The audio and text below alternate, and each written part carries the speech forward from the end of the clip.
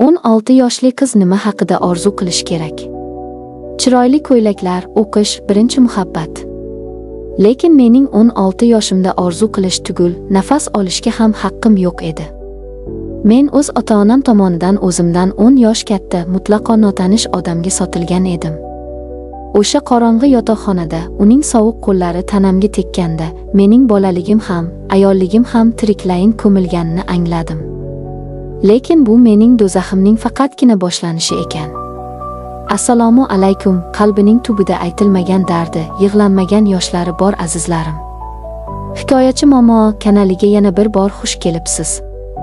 Bugun men sizga bir ayolning, yo'q, huquqsiz bir qulning qanday qilib o'z oyog'iga turgani, xiyonat va xo'rliklardan o'tib, toshga aylangan yuragi haqida so'zlab beraman. Videoni oxirigacha tomosha qiling, chunki bu hikoya balki qaysidir onaning, qaysidir qizning ko'zini ochar. Marhamat, qulayroq joylashib oling, biz boshladik. Men oilada yagona qiz edim. Ammo bu yagonalik menga mehr emas, faqat majburiyat va qamoq olib keldi. 16 yoshga to'lar-to'lmas ota-onam meni erga berishga qaror qilishdi. Kuyov mendan roppa-rosa 10 yosh katta, qandaydir sovuq va qattiqqo'l inson edi. To'y qanday o'tganini, u uyga qanday kirib borganimni xira tushdek eslayman. Men go'yoki o'z hayotimning tomoshabini edim, boshqalar esa ssenariyni yozib, meni o'ynatishardi. Kelinchak. Qanday chiroyli, jarangdor so'zi. Lekin mening kelinlik davrim bir hafta ham davom etmadi. Erim uzoq muddatga, uzoq shaharga mardikorlikka, taksi haydagani ketib qoldi. Men esa butun boshli, katta va shafqatsiz oilaning xizmatkoriga, cho'risiga aylandim.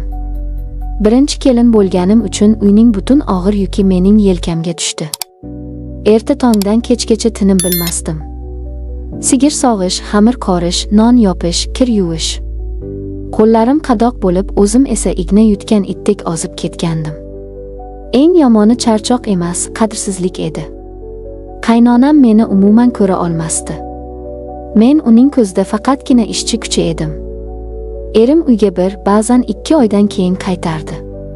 Men undan shirin so'z, e'tibor, hech bo'lmasa qandaydir himoya kutardim. Ammo u kelishi bilan qaynonam meni yomonlashni, yo'q joydan ayb topib gijgijlashni boshlardi. Erim esa onasining so'ziga kirib, hali 17 yoshga ham kirmagan nimjon xotinini ayovsiz do'pposlardi. Uning katta, og'ir mushtlari yuzimga, vujudimga tekkanda, men o'limni orzu qilardim. U meni ayol o'rnida ham ko'rmasdi, go'yoki urib-tepib ishlatiladigan eshakdek munosabatda bo'lardi. Onamga, dadamga yig'lab bordim. Ona, jon ona, meni u jahannamdan qutqaring deb oyoqlariga yiqildim. Lekin onam nima dedi bilasizmi? Ayolning baxti sabrida. Qaytib kelsang, men o'zim seni o'ldiraman. Eringni uydan faqat joning chiqsin. Mening tirik yetim ekanligimni, hech kimga kerakmasligimni o'sha kuni o'z onamning ko'zlariga qarab tushundim. U uyga qaytdim. Yana o'sha xorlik, yana o'sha do'pposlashlar. Homilador bo'la olmaganim esa ular uchun yana bir qurolga aylandi. Tug'mas iflos degan haqoratlar har kuni quloqim ostida yangrardi. Men dardu hasratimni faqat qog'ozga aytishni o'rgandim. Maktabda o'qib yurganimda meni yaxshi ko'radigan bir yigit bor edi. U hech qachon menga yomon gapirmagan, doim hurmat qilgan yigit. O'sha o'lik va tushkun kunlarning birida ko'z yoshlarim bilan qog'ozga unga xat yozdim. Meni qutqar, men bu yerda baxtsizman deb yozdim. Lekin u xatni yubormadim, jo'natishga jur'atim ham yetmasdi. Uni shunchaki yostiq tagiga yashirib qo'ydim. Ammo qismatning qora o'yini shu yerda boshlandi. O'sha yashiringan xatni qaynog'am topib oldi. U xatni to'g'ri erimning qo'liga tutqazdi. O'sha oqshomni eslasam, hozir ham butun vujudim qaltirab ketadi. Erim xatni o'qib, ko'zlari qonga to'ldi. U meni xiyonatda ayblab shunday urdiki, men qonga belanib hushimdan ketdim. U meni sudrab borib, ota-onamning hovlisiga itarib tashladi. Olib qol iflos qizingni, dedi u va eshikni qarsillatib yopib ketdi. Men 17 yoshimda hali hayot nimaligini, mehr nimaligini tushunmay turib, beva va buzuq degan tamg'a bilan uyga qaytdim. Hamma meni qo'li bilan ko'rsatardi. Ana eri haydab yuborgan qiz derishardi. Ota-onam mendan or qilishardi. Shu darajaga borishdiki, dadam meni el-yurtning gap-so'zdan qochirib, o'zi ishlaydigan uzoq shaharga o'zi bilan olib ketdi. Shaharda yashab men biroz o'zimga keldim. Odamlardan uzoqda jarohatlarim asta-sekin bita boshladi. Oradan 4 yil o'tdi. Men 22 yoshga kirdim. Yana sovchilar kela boshladi. Men o'lgudek qo'rqardim. Kerakmas, men boshqa qul bo'lishni xohlamayman, derdim yig'lab. Lekin ota-onam yana o'z bildiklaridan qolishmadi. Yoshi o'tyapti, qari qiz bo'lib qoladi, deb yana qandaydir qarindoshlar orqali meni ikkinchi marta majburlab erga berishdi. Bu safar kuyovim mendan unchalik katta emas, o'ziga to'q birinchi xotinidan farzandsizlik sabab ajrashgan yigit edi. Ismi Rustam. Yangi uy unchalik katta emas, qaynota-qaynona yo'q, faqat qaynog'i va qaynopalar bor edi. Rustam kenja o'g'il edi. Men bu safar hammasi boshqacha bo'ladi deb o'zimni ishontirdim. Tinmay ishlardim, poyandozdek to'shalardim. Va oradan 6 oy o'tib, mo'jiza yuz berdi. Men homilador bo'ldim. Uyda bayram bo'lib ketdi. Xudo bizga o'g'il farzand berdi. Hamma meni boshiga ko'tardi. Men baxt nimaligini, oila nimaligini endi his qilyapman, deya quvonib yashay boshladim. Ammo xursandchiligim uzoqqa cho'zilmadi. O'g'limiz 3 yoshga to'lganda Rustamni ishdan bo'shatishdi. U boshqa ish topa olmadi. To'g'rirog'i, izlashni ham istamadi. U kun bo'yi uyda yotar, asabiylashib men bilan urishardi. Uydagi bor-yo'q pul tugadi. Non sotib olishga ham qiynalib qoldik. Men chiday olmadim. Ota-onamdan yig'lab, yalinib ozgina pul qarz oldim va bozorga chiqa boshladim. Dastlab oddiy kiyim-kechak, mayda-chuyda sotdim. Kechalari uxlamay, qishning sovug'ida, yozning jaziramasida bozorda turardim. Rustam esa uyda, issiq joyda o'g'limga qarab o'tirardi. Uning erkaklik g'ururi men boquvchi bo'lganimdan umuman og'rinmasdi. Aksincha, bu unga juda qulay edi. Ishlarim yurishib ketdi. Men katta bozorlardan ulgurji mol olib kelib sota boshladim. Pul topishni, pulni ko'paytirishni o'rgandim. Tanib bilishlarim ko'paydi. Keyin menga noqonuniy, chegaradan yashirincha qimmatbaho mollar olib o'tishni taklif qilishdi. Foydasi katta, boyib ketasan, deyishdi. Men o'g'limning kelajagi uchun, uy olish uchun bu xavfli o'yinga kirdim. Va quladim. Juda yomon quladim. Katta miqdordagi mollarim bojxonada musodara qilindi. Men qop-qora qarz botqog'iga botdim. Topgan-tutgan hamma narsam havo bo'ldi. Men qarz egalaridan yashirinib yurardim. Rustam esa menga yordam berish o'rniga o'zing pishirgan osh, o'zing ye deb o'girilib oldi. Men o'g'limni bag'rimga bosib kechalari unsiz yig'lardim. Boshqa ilojim qolmadi. Qarzni uzish uchun uzoq Rossiyaga, tog'amning yoniga ishga ketishga majbur bo'ldim. Rustam bunga osongina rozi bo'ldi. Mayli, boraver, qarzni uzishing kerak, dedi u xotirjamlik bilan.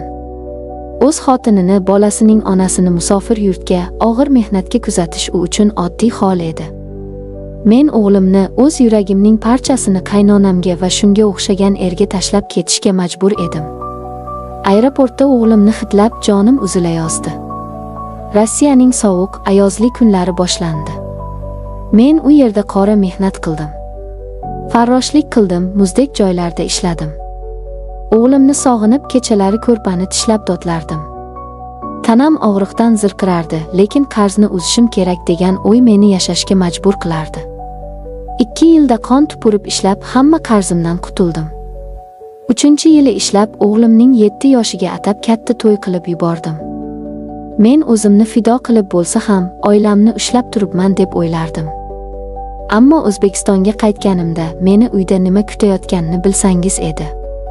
Rustam o'zgargan edi. U menga befarq sovuq munosabatda bo'lardi.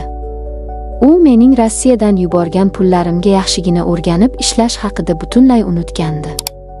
U men bilan xotinidek emas, o'zining bankomati, homiysi kabi muomala qilardi. Men uni yonimga chaqirib, "Rustam, endi o'zing ishla, men charchadim", dedim yig'lab. U esa menga shunday sovuq va qattiq gapni aytdiki, mening 10 yillik umrim, fido qilgan yoshligim bir soniyada kulga aylandi. Agar senga yoqmasa, ketaver, dedi u qoshini ham chimirmay. Men sen bilan faqat bola uchun, sening pullaring uchun yashab keldim. Sendan ko'nglim allaqachon qolgan. U bu gaplarni shunchalik yengil aytdiki, men o'z o'rnimda muzlab qoldim. U mening fidoyiligimni, mening sevgimni shunchaki sotib olingan moldek qabul qilgan ekan. Men o'zimni shunchalik xorlangan, shunchalik pastga urilgan his qildimki, bunga chidab bo'lmasdi. Men o'z-o'zimga savol berdim: Laylo, sen qachon o'zing uchun yashaysan? 16 yoshingda sotinglashdi. Keyin shu tekinxo'rga sotilding. Yana qancha o'zingni qurbon qilmoqchisan? Men o'sha kuni yig'ishtirindim. O'g'limni oldim va uydan chiqib ketdim. Men ajrashdim. O'g'lim ba'zan dadasining oldiga, ba'zan mening yonimga kelib ketadi. U 3-sinfga bordi. Men yana Rossiyaga, o'sha sovuq shaharga qaytishga majbur bo'ldim. Chunki men endi o'zim uchun, bolamning kelajagi uchun yashashim kerak. Onam o'g'limga qarayapti. Men 31 yoshdaman. Odamlar bu yoshda endi gullaydi, orzu qiladi. Men esa ich-ichidan qarib toshga aylangan hissiz ayolman. Men baxt nima ekanini, qadrlanish nima ekanini umuman bilmadim. O'ylayman, balki hamma ayb o'zimdadir. Nega boshida 16 yoshimda qarshi chiqmadim? Nega o'z huquqlarim uchun kurashmadim? Ayol kishi faqat sabr qilishi, doim bo'yin egish kerak degan zaharli yolg'onlar mening butun umrimni yeb bitirdi. Ayolning baxti faqatgina erining soyasida emas ekan. Ayolning baxti avvalo o'zini hurmat qilishida, o'z qadrini bilishida ekan. Aziz opa-singillarim, sizlarga yagona o'tinib so'raydiganim shu: hech qachon o'z qizingizni erta, uning xohishsiz erga bermang. Uni birovning xizmatkoriga aylantirmang. Ayol kishi ta'lim olishi, o'z oyog'ida mustahkam turishi kerak. Shunda hech qanday pastkash erkak uni pul uchun yoki boshqa narsa uchun bu qadar xo'rlay olmaydi. O'zingizni hech qachon tekinga, soxta mehrlar uchun qurbon qilmang. Agar mening bu dardli, achchiq hikoyam sizning yuragingizga ozgina bo'lsa ham ta'sir qilgan bo'lsa, videoga like bosing va kanalimizga obuna bo'ling. Izohlarda o'z munosabatingizni, o'z hayotiy tajribangizni yozib qoldiring. Bu Hikoyachi Momo kanali edi.